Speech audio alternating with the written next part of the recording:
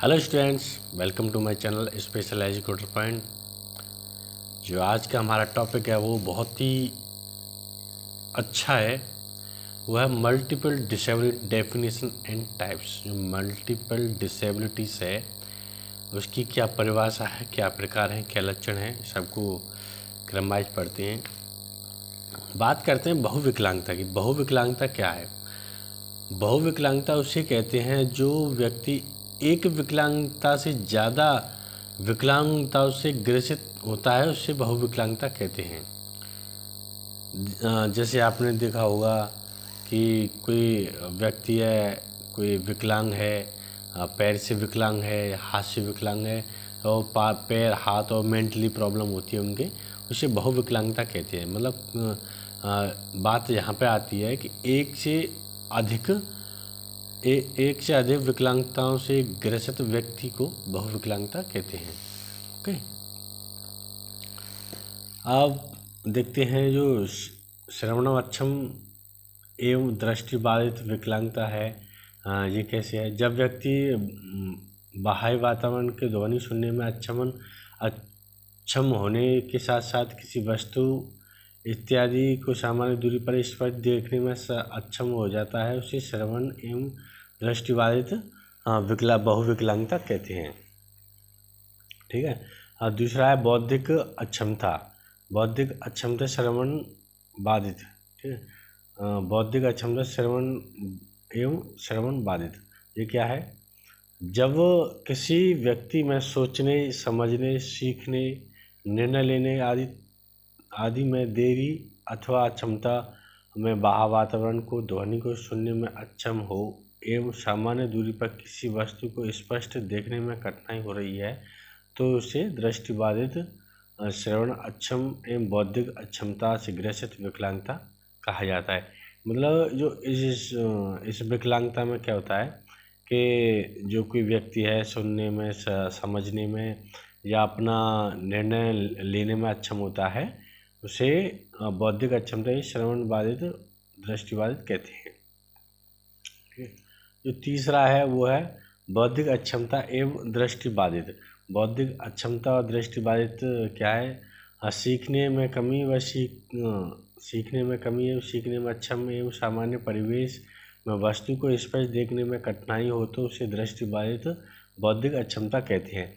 मतलब इसमें ये होता है जो सीखने में अक्षम व्यक्ति होते हैं, जो टाइम से नहीं सीख सकते, मैं अच्छी तरह से नहीं सीख सकते हैं सिखाने पर भी, तो उसे बौद्धिक अक्षमता या दृष्टिबाधित कहते हैं। ठीक है। और इसके जो फोर्थ पॉइंट है वो प्रमस्तिष्कीय पक्षाघात एवं बौद्धिक अक्षमता। मतलब सेरेब्रल पल्सी जो है, जो उसकी क्या अक्षमता है? मस्तिष्क क्षति होने के साथ साथ उसके अंग तकवाग्रस्त और मांसपेशियां असामान्य ही तथा सोचने, समझने, सीखने एवं निर्णय लेने में अक्षम अथवा कठिनाई होती है, उसे प्रमस्तिष्कीय पक्षाघात एवं बौद्धिक अक्षमताओं से ग्रसित विकलांग कहते हैं। ठीक है। और पांचवा है गामक अक्षमता, श्रवण अक्षम एवं दृष्टिबाधित। श्रवण एवं दृष्टि समस्या के साथ जब किसी व्यक्ति को चोट अथवा दुर्घटना के कारण शारीरिक विकलांगता हो जाती है, तो उसे दृष्टि बाधितता अक्षम या गामक अक्षमता से ग्रसित विकलांगता कहते हैं। मतलब इसमें जो समस्या है, जो चोट के कारण या किसी दुर्घटना के कारण, जैसे आपका एक्सीडेंट हो गया, तो वह गामक अक्षमता या श्रवण गामक अक्षमता में आती है। अब आता है बौद्धिक अक्षमता एवं शारीरिक अक्षमता। ठीक है। बौद्धिक अक्षमता, शारीरिक अक्षमता क्या है? बौद्धिक अक्षमताओं के साथ यदि उसे शारीरिक समस्या होती है, उसके कारण वह चलने फिरने में असमर्थ हो जाता है, उसे मानसिक व शारीरिक विकलांग कहता है, मतलब दिव्यांग कहते हैं। ठीक है। अब आता है बहुविकलांगता के लक्षण क्या क्या है? बहुविकलांगता के लक्षण। बहुविकलांगता दो या दो से अधिक विकलांगता का मिला जुला रूप है। मतलब जो बहुविकलांगता है, जैसे मैंने अभी बताया पहले, जो बहुविकलांगता है मतलब एक से ज़्यादा, मतलब एक व्यक्ति को एक दिव्यांगता से ज़्यादा उसमें दिव्यांगता है तो उसे बहुविकलांगता कहा जाता है। उसके क्या क्या लक्षण हैं? पहला है, बहुविकलांगता में बच्चों में शारीरिक विकास की प्रक्रिया धीमी होती है। मतलब जो बहुविकलांगता है इसमें जो शारीरिक प्रक्रिया है वो बच्चों में धीमी होती है, जैसे गर्दन पर नियंत्रण, बैठना, दौड़ने के बल चलना, खड़ा होना इत्यादि। ठीक है। दूसरा है, शौच नियंत्रण का अभाव होता है, शौच नियंत्रण का अभाव करना। ठीक है। दूसरा, कुछ बच्चों को निगलने, चबाने, हाथ में उपयोग इत्यादि कौशल में अक्षमता होती है। मतलब कुछ बच्चे होते हैं ऐसे कि जिसमें मतलब निगलने में दिक्कत होती है, चबाने में सही से ठीक से चबा नहीं पाते। ठीक है। और ठीक से चबाएंगे नहीं तो निगला भी ठीक से नहीं जाता है। और तीसरा है चौथा है, वे आसानी से देखने, सुनने, स्पर्श, गंध का स्वाद नहीं समझते हैं। मतलब जो बहुविकलांगता से होते हैं वो मतलब देख नहीं सकते और सुन नहीं सकते हैं। ठीक है। गंध को महसूस नहीं कर सकते हैं, कैसी गंध है, किसकी है और अच्छी है बुरी है। ठीक है।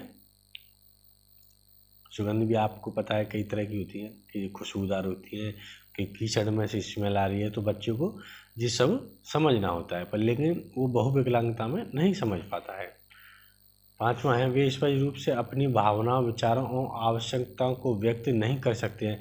मतलब जो पांचवा पॉइंट में कहा गया है, जो अपनी भावनाओं को व्यक्त नहीं कर सकते हैं, वे उन नए कौशलों को नहीं सीख पाते हैं जिन्हें दूसरे देखते हैं। मतलब वो उन मतलब क्रियाकलापों या कौशलों को नहीं सीख पाते हैं जो दूसरे सीख पाते हैं। वे सीखने में धीमे या अक्षम होती हैं। मतलब जो सीखेंगे तो बहुत थोड़ा आप समझाएंगे तो बहुत धीमे धीमे करके, मतलब बहुत स्लोली सीखते हैं। ठीक है।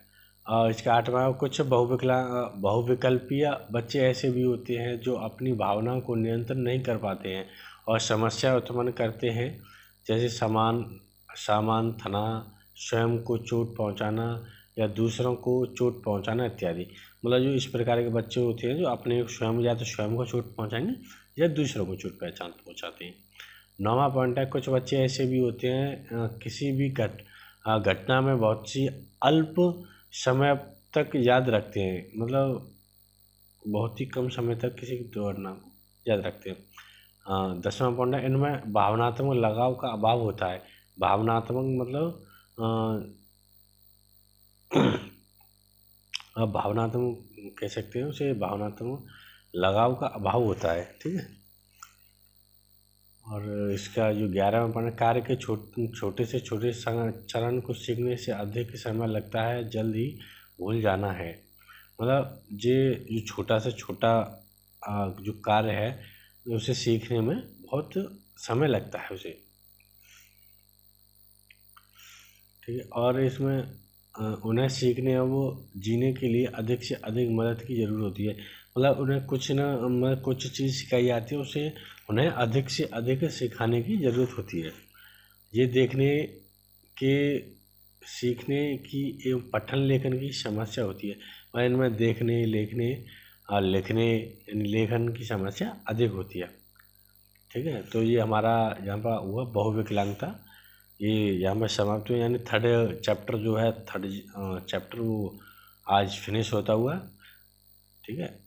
आपकी कोई भी क्वेरी हो तो हमें कमेंट बॉक्स में कमेंट करके बता दें। ठीक है। ओके, धन्यवाद, राम राम।